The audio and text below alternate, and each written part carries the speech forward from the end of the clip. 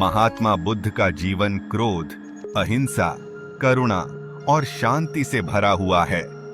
जैसा कि आप सब जानते ही हो कि महात्मा बुद्ध ने अपना पूरा जीवन पैदल चलकर, गांव-गांव जाकर लोगों को उपदेश देकर व्यतीत किया था। एक दिन की बात है, महात्मा बुद्ध अपने शिष्यों के साथ किसी गांव की ओर जा रहे थे। तभी अचानक गांव का एक व्यक्ति आया और जोर से महात्मा बुद्ध पर चिल्लाने लगा, तुम ढोंगी हो, तुम्हारे उपदेश झूठे हैं, और भी बहुत कुछ बोला। शिष्य यह सुनकर हक्के बक्के रह गए। यह आदमी ऐसा कैसे बोल सकता है? वे मन ही मन सोचने लगे, मगर बुद्ध तो बिल्कुल शांत थे। उन्होंने कोई प्रतिक्रिया नहीं दी, बस उसे प्रेम से देखा। शिष्यों में से एक ने पूछा, भगवान, आप इस अपमानजनक व्यवहार पर चुप क्यों हैं? क्या आपको क्रोध नहीं आता?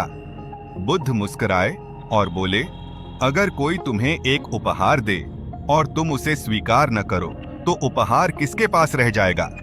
शिष्य ने कहा, उपहार तो देने वाले के पास ही रह जाएगा। भगवान बुद्ध ने उन्हें समझाते हुए कहा, ठीक वैसे ही अगर मैं इस व्यक्ति के क्रोध को स्वीकार नहीं करता तो उसका क्रोध उसके पास ही रहेगा। मुझे उससे कोई फर्क नहीं पड़ता। इस घटना के बाद महात्मा बुद्ध अपने शिष्यों के साथ थोड़ा आगे चलकर एक जंगल में रुके। वो गर्मी के दिन थे और सब बेहद थक चुके थे। उन्होंने एक पेड़ के नीचे विश्राम करने का निश्चय किया। तभी एक और शिष्य दौड़ता हुआ आया और बोला, भगवान, पास के गांव में कुछ लोग आपके बारे में बुरी बातें कर रहे हैं। वे कह रहे हैं कि आपका मार्ग व्यर्थ है। हमें कुछ करना चाहिए, नहीं तो आपका अपमान होगा। शिष्य बहुत क्रोधित था। उसकी आवाज में गुस्सा साफ सुनाई दे रहा था। वह चाहता था कि बुद्ध उन लोगों को कुछ सबक सिखाएं। लेकिन बुद्ध ने शांत भाव से उसकी ओर देखा और मुस्कुराते हुए बोले, क्या तुम्हें सच में लगता है कि उनके शब्द मुझे नुकसान पहुंचा सकते हैं? शिष्य ने आश्चर्यचकित होकर कहा, भगवान, वे आपकी निंदा कर रहे हैं, आपको गुस्सा नहीं आता?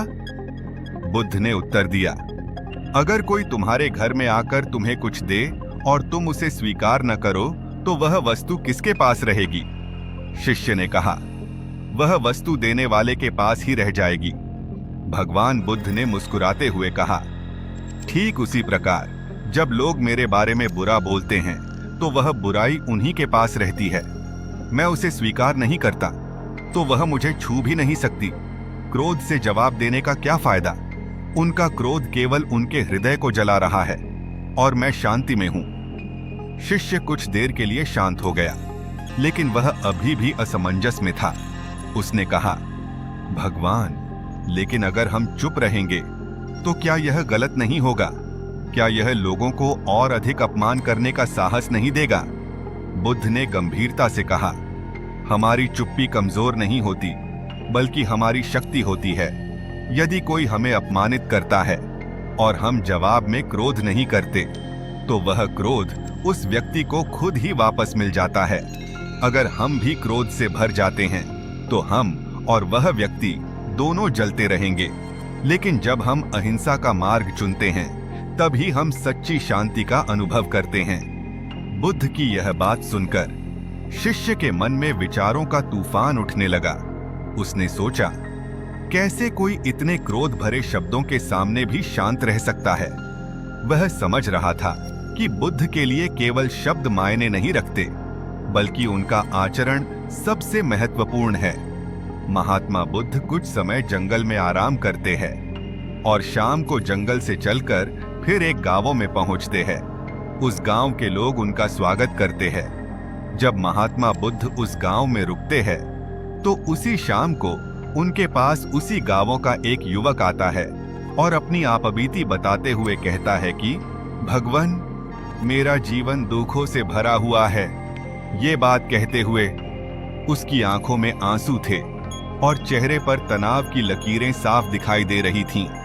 उसने आते ही बुद्ध के सामने झुककर कहा, भगवान, मैं अपने जीवन से बेहद निराश हूँ। मुझे शांति क्यों नहीं मिलती? मैं हर छोटी बात पर गुस्सा हो जाता हूँ और मेरे रिश्ते टूटते जा रहे हैं। कृपया मुझे मार्ग दिखाएं। बुद्ध ने उसे ध्यान से देखा। उसकी आंखों में गहरी करुणा थी। उन्होंने कहा, तुम्हें गुस्सा क्यों आता है? पहले इसे पहचानो। क्या तुम जानते हो कि यह क्रोध तुम्हें और तुम्हारे आसपास के लोगों को कैसे प्रभावित कर रहा है? वह व्यक्ति सोच में पड़ गया और धीरे धीरे बोला, भगवान, जब चीजें मेरी उम्मीदों के अनुसार नहीं होती तो मैं गुस्सा करता हूं। मैं चाहता हूं कि लोग मेरे अनुसार चलें, लेकिन जब वे ऐसा नहीं करते तो मैं आपा खो बैठता हूं। बुद्ध ने धीमे स्वर में कहा, बस यही तुम्हारी समस्या है। तुम संसार को अपने अनुसार ढालना चाहते हो, लेकिन यह संभव नहीं है। संसार कभी भी तुम्हारे अनुसार नहीं चलेगा। जितना तुम इसे अपने अनुसार बनाने की कोशिश करोगे, उतना ही दुख और क्रोध तुम्हें घेरेगा। अगर तुम शांति चाहते हो तो अपने मन को संसार के अनुरूप बनाओ, न कि संसार को अपने मन के अनुसार। उस व्यक्ति ने सिर झुकाया और कहा, भगवान, लेकिन यह कैसे संभव है? मैं कैसे अपने क्रोध को नियंत्रित कर सकता हूं? बुद्ध ने उत्तर दिया, जब भी तुम्हें क्रोध आए तो ठहर जाओ। एक क्षण के लिए रुककर गहरी सांस लो। क्रोध में बहने से पहले उसे पहचानो और यह समझो कि वह तुम्हारे लिए क्या कर रहा है। जब तुम क्रोध को गहराई से देखोगे तो पाओगे कि वह तुम्हारे मन का भ्रम मात्र है। इसे समझते ही यह खत्म हो जाएगा। बुद्ध की ये बातें सुनकर वह व्यक्ति कुछ देर मौन रहा। उसकी आंखों में एक नई चमक आ गई थी।